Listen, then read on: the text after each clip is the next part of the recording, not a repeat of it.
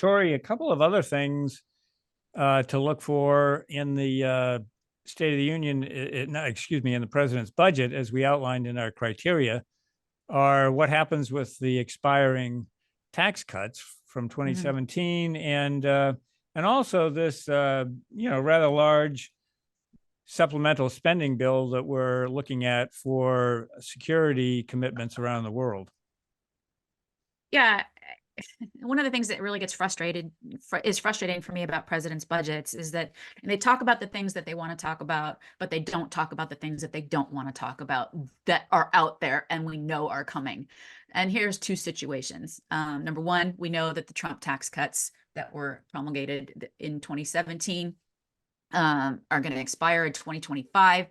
It would be nice if the Biden budget actually took a position on what happens there. Last year's budget was silent on that respect.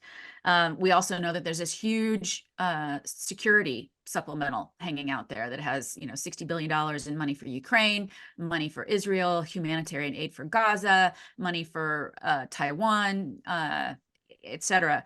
It's $100 billion, and there's no plans to pay for it at this point.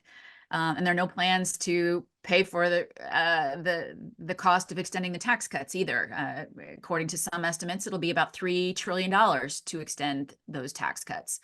So, there's this huge pot of money out there that Congress is dying to spend over the next year or two.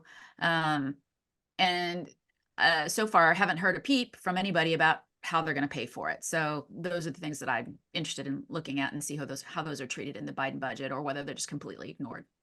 And it's truly a lot of money, particularly extending the tax cuts, I think is like a $3 trillion revenue change, revenue loss. Yeah. Actually, it's even worse than that. I mean, as you recall, the Senate just passed a tax bill that's been now being considered by the House, and those were temporary extensions of some expiring business provisions.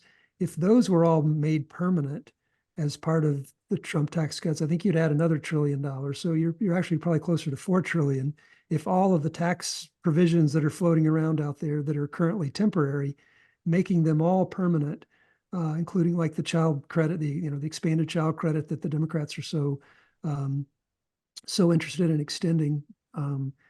That adds to the cost as well. So I think you're probably talking $4 trillion worth of tax cuts and refundable credits that are on the table were they to be made permanent.